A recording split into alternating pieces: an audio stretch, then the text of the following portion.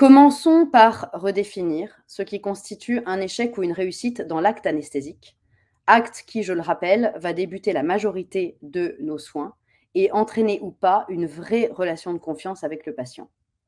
Une anesthésie est réussie lorsqu'elle est suffisamment profonde pour assurer le confort opératoire du patient et du praticien durant toute la durée du soin. Et non pas, comme je l'entends parfois, moi, j'ai aucun problème d'anesthésie parce que le praticien, il estime qu'à partir du moment où son soin s'est déroulé entièrement, l'extraction a été totale, l'anesthésie est réussie. Alors que le patient, il s'est plaint, il a gémi, il s'est accroché aux accoudoirs du fauteuil. L'anesthésie, dans ce cas-là, elle a été suffisante, mais elle n'a pas été réussie. Ceci constitue donc pour moi un échec, et encore plus s'il s'agit d'un jeune patient, car elle risque de se solder par une crainte définitive concernant les soins dentaires. On va donc oublier un instant le terme d'échec et on va s'intéresser à ce qui définirait une anesthésie réussie. Évidemment, une efficacité complète, un temps d'anesthésie suffisant et, je vais même aller encore plus loin, une injection de la seule quantité nécessaire avec le moins d'effets secondaires.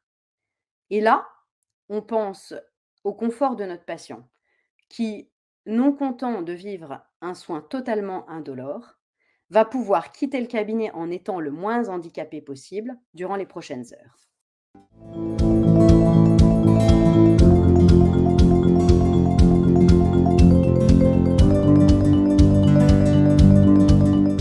Le contexte inflammatoire. Alors, tout praticien sait qu'une dent en pulpite, elle est plus difficile à endormir, mais des fois, on ne se rappelle plus forcément pourquoi. L'effet de la chute de pH dans un site inflammatoire va donc avoir une incidence sur le degré d'ionisation d'anesthésique locale. Dans des conditions acides, donc d'inflammation, une plus grande proportion de la molécule administrée existe donc sous une forme chargée. Dans ces conditions, les anesthésiques locaux, ils ne peuvent ni accéder au site de liaison intracellulaire des canaux sodium, ni interagir avec les bicouches lipidiques des membranes neuronales dans leur totalité. Donc la seule solution dans ces cas-là pour être efficace, c'est de déposer le maximum de molécules d'anesthésique au plus proche possible de la zone pour avoir le maximum d'efficacité. Ce qui explique l'échec, par exemple, d'une anesthésie para-apicale dans une zone qui normalement est considérée comme facile sur une pulpite. L'injection se fait à distance. L'anesthésique, il a du chemin à parcourir malgré tout, puisqu'il va se diluer. Il se dilue et ce qui reste est encore en partie inefficace.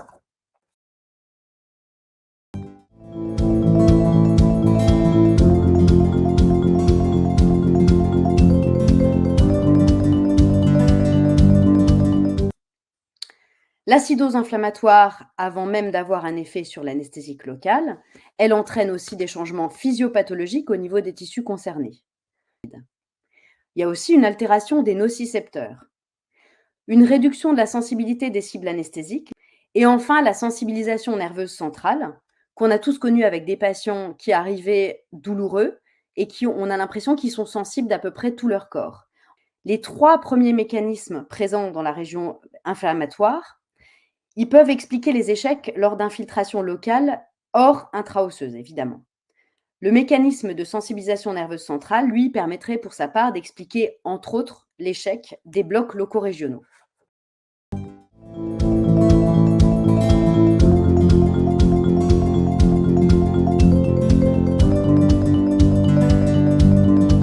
Les éthylotabagiques sont difficiles à endormir. Et selon l'Observatoire français des drogues et des toxicomanies, 10% des Français, 15% des hommes et 5% des femmes, entre 18 et 75 ans, consomment de l'alcool quotidiennement. La famille des opioïdes, elle va inclure l'opium, certes, mais aussi la morphine, l'héroïne, la codéine, le tramadol et la méthadone. Ça va représenter quand même une certaine partie de nos patients et également ceux qui vont se médiquer avec des antidépresseurs. Et ça représente une petite, voire grosse partie de nos patients. L'accoutumance à ces substances, elle va altérer également les anesthésies locales en augmentant la durée d'apparition des effets et en nécessitant l'augmentation des doses pour un effet similaire, et ça, c'est ce qu'on va appeler le phénomène de tolérance croisée.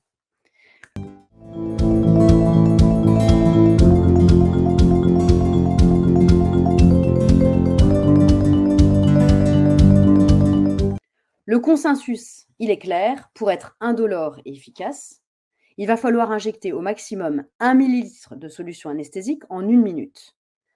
Donc, pour une cartouche de 1,8 millilitre, il faudrait injecter raisonnablement en 108 secondes, soit un petit peu moins de 2 minutes. J'ai trouvé une étude de Pierre Carpentier qui, après avoir interrogé des praticiens et des assistantes, se rendait compte que 80 des praticiens injecteraient une cartouche en moins de 20 secondes. Si on fait une analogie, ça correspondrait à rouler à 270 km/h dans une zone limitée à 50. Et pourquoi faut-il injecter lentement? À part la sensation de douleur du patient, pour des raisons de sécurité déjà, parce que la vitesse d'injection trop rapide, elle est très probablement le facteur déclenchant de la plupart des réactions qui sont liées au surdosage, soit en molécules anesthésiques ou liées à la présence d'adrénaline. Pour des raisons d'efficacité, on sait que le dépôt en 2 minutes de la solution anesthésique va assurer un contact optimum avec le tronc nerveux et permettre une vraie potentialisation de l'effet du vasoconstricteur.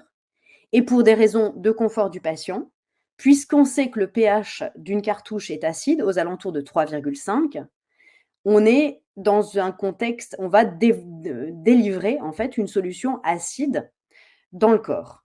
Plus l'anesthésique locale est injectée lentement, plus son pH il va être dilué dans les fluides biologiques et moins le patient va ressentir cette fameuse sensation de brûlure qu'on ressent lors de l'injection d'une anesthésie locale.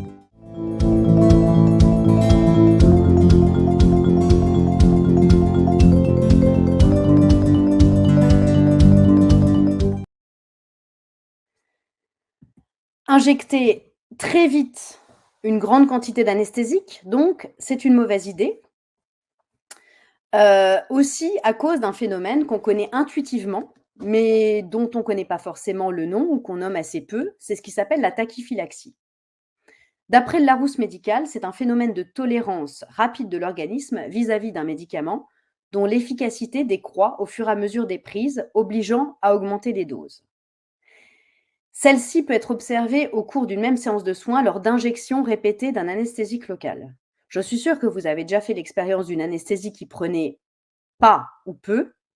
Vous rajoutez sans arrêt de l'anesthésique et vous avez l'impression que votre anesthésie, elle va être de moins en moins efficace, alors que vous rajoutez de plus en plus de produits. Pour le praticien, la prise en compte de ce phénomène, elle va passer par une bonne prévision lors d'un acte relativement long, qui va imposer d'adapter sa technique anesthésique avec la bonne dose et le bon dosage en vasoconstricteur pour absolument éviter de multiplier les injections.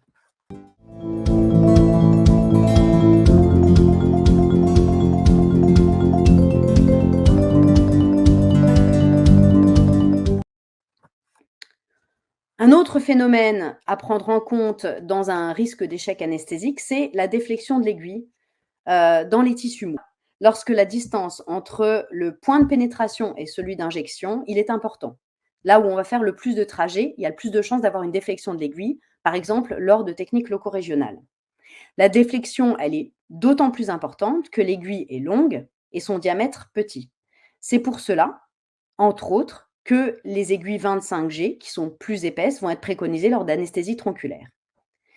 Des moyens existent pour réduire le degré de déflexion, notamment en utilisant une aiguille dotée d'une pointe qui va être alignée avec le centre de son diamètre pour équilibrer les forces perpendiculaires qui vont s'exercer, et un bisoscalpel, ce que comportent les aiguilles Effitech, qui sont préconisées certes en cas d'utilisation de techniques intraosseuses, mais qui peuvent être préconisées aussi en cas d'infiltration para-apicale, par exemple, pour éviter la déflexion de l'aiguille.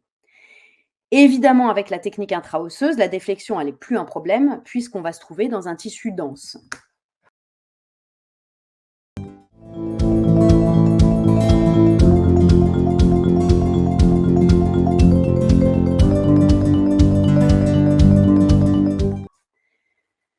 Donc, je vais vous parler de l'échec de l'anesthésie du nerf alvéolaire inférieur, qui est la bête noire de la majorité des praticiens. Et ça l'a été pour moi aussi. L'area perilingularis, c'est un complexe anatomo-fonctionnel qui va regrouper le foramen mandibulaire, la cible de notre anesthésie, la lingula, que l'on voit notifié en deux, l'antilingula, qui est de l'autre côté, et le sillon mylohyoïdien. La lingula, elle va être plus ou moins saillante, mais on sait qu'elle va représenter un obstacle à contourner dans 85% des cas cliniques. Le foramen mandibulaire, sur l'axe horizontal, il va se positionner au milieu du ramus dans la majorité des cas, mais sa position verticale, elle est plus sujette à débat, car elle va être fonction de la typologie mandibulaire.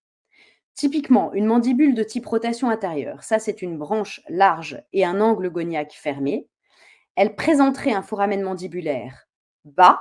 Inversement, une mandibule de type rotation postérieure avec une branche effilée et un angle goniaque ouvert, elle va présenter un foramen mandibulaire haut. Ça, il faut le prendre en compte parce que si on dépose notre solution anesthésique trop bas par rapport au foramen mandibulaire, on va être absolument inefficace dans notre anesthésie. On sait aussi qu'un foramen rétromolaire, il peut être présent dans 8% des cas. Et les afférences nerveuses qui vont y transiter, elles peuvent être responsables de la sensibilité des molaires dans 40% des cas. Dans d'autres cas, il peut aussi s'agir d'un rameau du nerf facial. Nerf facial qui ne va être absolument pas atteint par notre anesthésie au nerf alvéolaire inférieur. Et évidemment, dans ces deux cas-là, l'anesthésie à l'épine de Spix, elle va aboutir à un échec certain. Le nerf alvéolaire inférieur, il peut aussi se dédoubler. Parfois en amont de l'entrée dans le canal mandibulaire, ce qui expliquera aussi la persistance de sensibilité au niveau des molaires mandibulaires malgré une technique maîtrisée. Le nerf mylohyoïdien peut aussi participer à l'innervation des dents mandibulaires. Et si le ligament sphénomandibulaire, il est épais et il fait obstacle à la diffusion de l'anesthésiant, de nouveau, on se retrouve face à un échec malgré une technique bien maîtrisée. Donc, à la fin, malgré des techniques bien maîtrisées, qu'on réalise exactement comme on les a apprises, cette anesthésie va de toute façon être inconstante et incertaine.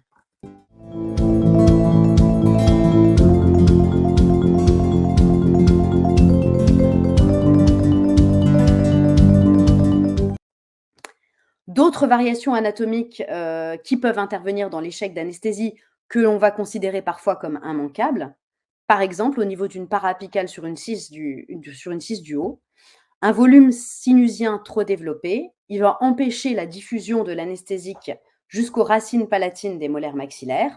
Il sera donc alors nécessaire de réaliser un complément palatin. Un processus zygomatique important, toujours sur la même dent, risque d'empêcher l'anesthésie de la racine mésio-vestibulaire de la première molaire maxillaire. Dans ces cas-là, si vous avez réalisé votre parapicale légèrement en distal et que l'anesthésie n'a pas pris complètement, vous avez réalisé votre appel palatin et vous avez toujours un échec d'anesthésie, vous pouvez réaliser un complément d'injection en mésial de la cisse et là, il est très probable que la dent s'endorme complètement.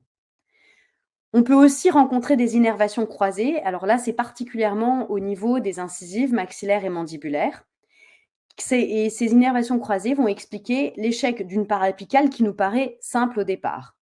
Dans ces cas-là, il faudra faire une injection mésiale de complément pour pouvoir endormir complètement la dent. Et la position du foramen mentonnier, surtout dans sa localisation horizontale, peut être sujette à des variations, puisque quand on réalise une parapicale au niveau d'une prémolaire, on a souvent une anesthésie quasiment loco-régionale au niveau du foramen mentonnier. Elle est généralement, donc sa position va être généralement recensée de l'apex de la première prémolaire à celui de l'apex de la première molaire. À partir du moment où on est en amont, ça marche. Par contre, si on est en aval, ça ne marche plus.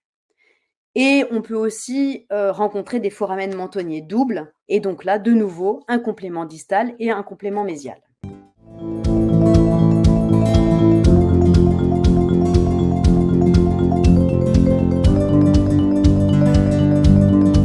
Que peut nous apprendre l'échec? Que m'a appris l'échec? La vertu potentielle de l'échec, je pense qu'elle est de nous faire rebondir. C'est quand ça ne marche pas qu'on va chercher à comprendre comment ça marche. Et c'est probablement pour ça que vous avez suivi ce webinaire aujourd'hui.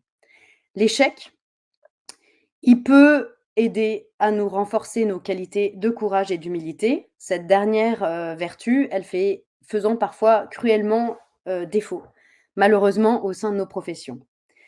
Et l'échec ne va pouvoir déboucher sur un succès plus durable que grâce à une procédure d'analyse, un processus d'analyse de sa technique, une réelle envie d'apprendre, et c'est certainement pour ça que vous êtes là, et surtout un apprentissage sur ce qui ne fonctionne pas. Et aujourd'hui, je peux vous dire que j'estime, personnellement, que je fais le plus beau métier du monde. Pourquoi? Bah, parce que j'ai tout simplement résolu mes problèmes d'anesthésie, non pas en utilisant qu'une seule technique, mais en ayant rajouté à mon arsenal thérapeutique, hem, ce depuis 15 ans, une autre technique en tout cas, la technique d'anesthésie intra-osseuse. Donc je vous dis, j'ai pas abandonné toutes les autres techniques, hormis, l'intraligamentaire que je n'utilise plus du tout. Mais malgré tout, j'utilise l'anesthésie intra-osseuse dans la majorité des cas. Car c'est une solution qui va vous permettre de, rajouter à votre arsenal thérapeutique tellement de bienfaits que vous vous rendrez compte que l'exercice de cette profession peut être, vraiment très simple.